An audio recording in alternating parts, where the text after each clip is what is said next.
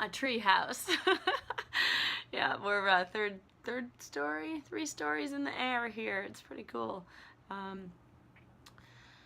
So the light's kind of doing all kinds of weird, funky stuff, but it doesn't stop me from wanting to tune in and talk to you today about how to grow your self-confidence.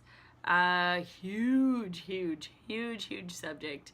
And I don't know about you, but I've spent many, many, many years, and it's a daily practice, really learning tools on how to do that. You know, some of us are born with a natural confidence and nothing can knock us down, and others of us are just born with all kinds of sensitivities that we're not taught how to work with, or not a very good self-esteem. We're not really taught to be proud of ourselves or to feel confident in our own skin, right? So if you're with me, I wish I could hear you say I, I, right? So today I wanted to bring you just a few tools on how you can grow that within yourself. You know, my number one straight up truth for you, a tool that works for me is to stop believing something is wrong with you. Yeah, I think back to babies that come out of the womb, or animals, right? When those two things are born, or animals, you think they're constantly picking themselves up apart and saying, no, this isn't right, that's not right? Or does the baby come out of the womb saying, you know, I'm a piece of crap? No, it's learned, right? And while these imprints may lay heavy and thick within us, if it's learned, then something different was there to begin with. And this is where I want to bring us back to, right? So when you look back, it really, you, I, we, everything around us is this creation. It's a miracle. And I really, personally, I don't believe in mistakes. So as many things as I've tried to pick apart and destroy, or have had picked apart or destroyed in my own being, I don't believe it. I choose not to, right? But, you know, there's something else out there, and while I like to say, you know, believe in your self-confidence, some of you may claim guilty this, some of you are not at all, but if you really want to stop believing that something is wrong with you, you also have to stop shitting on others, right? So stop shitting on yourself and others. Really, there's so much chaos, a lower vibration, you know, in this world, and we need to do our best to pick it up. And frankly, picking things apart doesn't add to that. So I claim responsibility. I ask you to, beg you to, like, hear it from my heart. You know, in order to break ancestral patterns and to really step in and create a life we want, we have to step back and look at what's really going on, right? So for me, that's about growing compassion. For me, that is about realizing that often the worst critic lies within. It's not, it can come from others, yes, but there's the majority, the percentage, even the people that are out there bashing others, their worst critic lies within. So for me, I step back and I hold some compassion even when I have trouble sourcing it and feeling it, and I just know to stop the critique, and to hold compassion for people who haven't yet learned how to give them that extra window of container. The next thing that I would do to really grow your self-confidence, besides, you know, looking in the mirror and being like, oh gosh, I'm gorgeous now. Nah, just kidding. Yeah, I've had a lot of you don't know my history, but when I talk about self-confidence, for me, even being able to hear my own voice or to look in the mirror, people used to say, Crystal, that skin you're in, it's beautiful, and I couldn't feel it an ounce. So I spent many, many years in very self-destructive patterns and habits, and this is part of why I get on this camera today and talk to you from my heart. It's because it does not matter the skin you're in. What's going on the inside influences everything. So please don't feel like you know a person by their shell, right?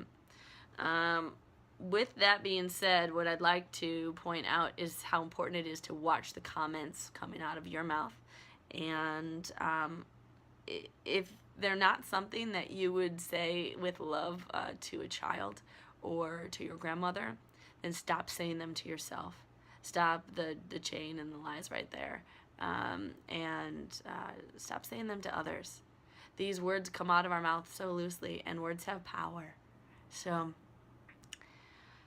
growing my self-confidence, suggesting, offering you tools on why to do it yourself. Why is this important? Well, we could say, oh, I'm not that confident in a person, you know, and maybe your confidence and lack thereof is covered up via humor or insults to others or isolation, right? But any of those, to me, are a prison. It's a prison. And what do prisons do? They keep us out of things and away, disconnected, right? The depth of my heart and my core understands interconnection and why it's important. And when our confidence isn't there, it's a disconnect from the self, from fully flowing, fully being able to stand in our skin and just be. When we create that prison from others, it's a disconnect. And while it may feel safer, there's still lack of nourishment to our beings that happen that way. Right? One way that I learned to grow my confidence was to be out in nature and to really see how nature fully embraced and grew around itself, and you know, for what it is and what it's worth, and just to look at nature and source off wisdom off of that. So that's about it. You know, have a plan. This is the last part, I would say. Have a plan. Most people want to grow their self-confidence. They're like, oh, I definitely could use to get better. And they spend all this time thinking about what destroyed their confidence. But while that's great, and while the healing happenings that way, the fastest way that I can give you to grow your self-confidence is to have a plan. You know what? My confidence sucks, and I'm going to learn to grow it. And then start researching. There's tons of tools out there, you know? Find things you start to like about yourselves. Ask others, what do you like about me? Find something that you really admire and start to grow that muscle. Something that would make you feel confident and grow that muscle. We can change at any moment. You know, I have 80-year-olds that come to me for a session and they're like, hey, I'm ready to change my life. And I'm thinking, wow. And I have 20-year-olds that are like, oh, my life is over. So which voice are you going to feed? Right? That's it. There's a whole bunch of little tools for you in that today, but that is actually the process that I might go through. You know, really stop believing in it. Stop shitting on yourself and others. Watch the words coming out of your mouth. Figure out why it's important and create a plan to grow your love for yourself. We need you out there. You all have amazing gifts and tools that I don't have, that no one else has. We are unique in ourselves, and if you haven't figured out how and why yet, it is your time to start standing in the way of less judgment, and getting hungry to understand why you're here. When you do that, the world doesn't feel so heavy, right? And if you've built a life and it's kind of crumbling around, change is okay, and it's possible. You may have a whole other chapter about to start, and this is why confidence dips, and then it can like have a revival and grow again. So it's a constant process. That's it. I love you all very much. Hope this was useful. If it is, please share it to yourself, your community. If there's any other thing out there that I can help you with, right below. What are your tips for confidence, to grow it? If you have others I haven't mentioned, write those below too. And if you haven't signed up to my site or the YouTube channel yet, please do, crystalcubist.com. And there's a whole bunch of free trainings being sent out. And so I love you all very much. Hope you have a wonderful, beautiful, amazing day. Goodbye.